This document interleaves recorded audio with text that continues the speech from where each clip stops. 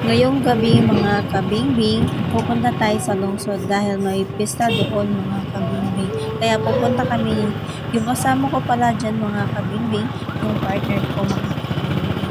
Tapos mga kabingbing, pag abot naman sa lungsod mga kabingbing, ni hapit-ani kami panagkot mga kabingbing. Tapos damo kay dry tao mga kabingbing. Oh, tanawa daw may damay na sunog lagi mga kabingbing. Charling.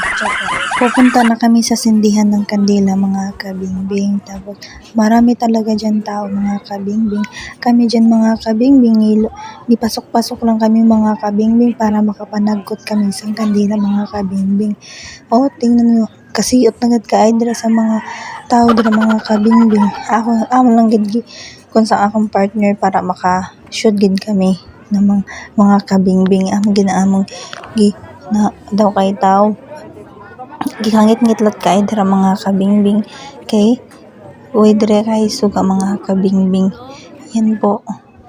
Sunod, nipasok kami dira mga kabingbing. Sunod naka-shoot kami ng mga kabingbing. Amo sindi na kami sang kandila mga kabingbing. So pagkatapos na nagkot mga kabingbing, naglibod-libod dahil kay mga kabingbing. Tapos sa akong partner dira mga kabingbing, nag-okay ani siya. Kaya nangita ko na siya pang service ko niya sa iya trabaho mga kabingbing.